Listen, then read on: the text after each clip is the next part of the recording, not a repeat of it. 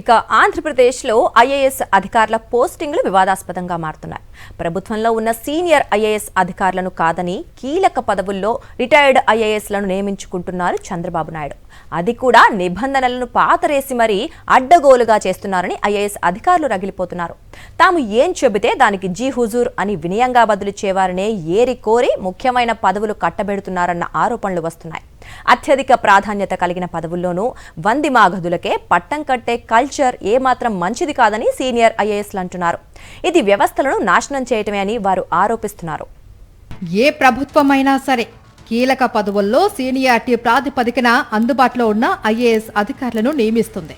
ఎందుకంటే ప్రభుత్వాలు తీసుకునే విధానపరమైన నిర్ణయాలలో ఎటువంటి అవకతవకలకు లొసుగులకు ఆస్కారం లేకుండా చూడవలసిన బాధ్యత ఐఏఎస్లదే.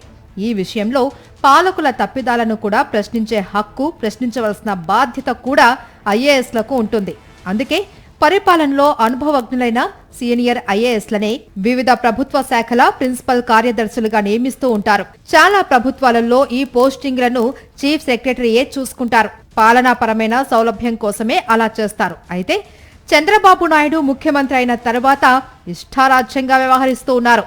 సర్వీస్లో ఉన్న సీనియర్ ఐఏఎస్లపై చంద్రబాబు నాయుడు కక్ష సాధింపునకు పాల్పడుతూ వారికి పోస్టింగులు ఇవ్వకుండా పక్కన పెడుతున్నారు. అదే సమయంలో కీలకమైన పదవుల్లో తన కనుసన్నల్లో పనిచేస్తూ తన అక్రమాలకు కొమ్ము కాసే వారినే ఎంచుకుంటున్నారు. అందుకోసం రిటైర్ అయిన ఐఏఎస్ అధికారుల్లో తనకు విధేయంగా ఉంటూ తాను చెప్పిన దానికి ఎస్ బాస్ అనే వారిని ఏరి కోరి కుర్చీల్లో కూర్చోబెట్టుకుంటున్నారు అని సీనియర్ ఐఏఎస్లు ఆక్రోశిస్తూ ఉన్నారు. బాబు వైఖరిపై ఐఏఎస్ అధికారుల్లో చర్చ జరుగుతుంది. కొద్ది నెలలుగా సీఎం చంద్రబాబు పాలనలో రిటైర్ అయిన అధికారులను ప్రత్యేకమైన ఒప్పందాలతో రీఅపాయింట్ చేస్తున్నారు. ఈ మధ్యనే రిటైర్ అయిన చీఫ్ సెక్రటరీ విజయానంద్ పదవీ విరమణ తర్వాత కూడా ఆయన్ను ప్రభుత్వంలో కొనసాగిస్తున్నారు. ఎక్స్ అఫీషియో సెక్రటరీగా ముఖ్యమంత్రి కార్యాలయంలో ఆయన్ను నియమించారు.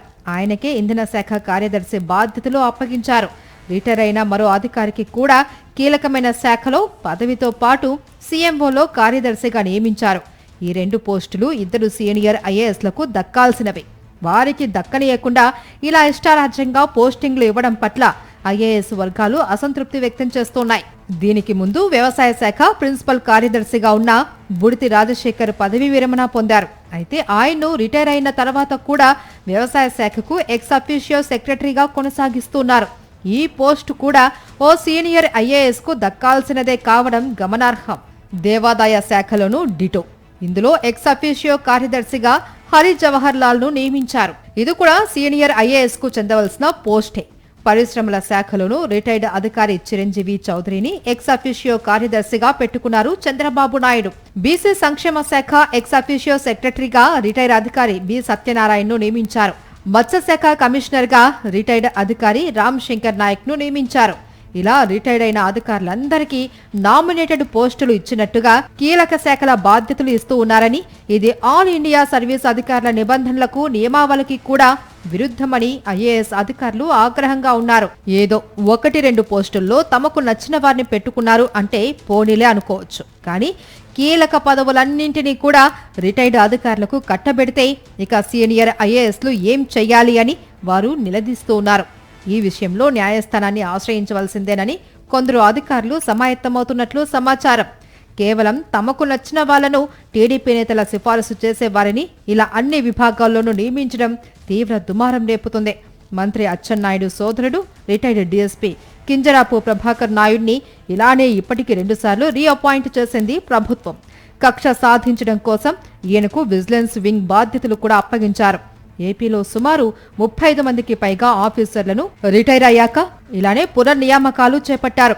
వివిధ శాఖలో చీఫ్ ఇంజనీర్లు, సూపరింటెండెంట్ ఇంజనీర్లు, ఆర్డీఓ స్థాయి అధికారులను పదవి విరమణ చేశాక కూడా తమ చెప్పు చేతల్లో ఉంటారు అని రీఅపాయింట్ చేస్తున్నారు. జూనియర్ అధికారుల ప్రమోషన్లు కూడా కొన్ని చోట్ల తొక్కిపెట్టి ఈ రిటైర్డ్ అధికారులను అందలం ఎక్కించడం తీవ్ర దుమారం రేపుతుంది. ఏపీలో మెజారిటీ సీనియర్ ఐఏఎస్ అధికారులు చంద్రబాబు నాయుడు ప్రభుత్వం అనుసరిస్తున్న ఈ తుగ్లక్ విధానాన్ని నిరసిస్తున్నారు.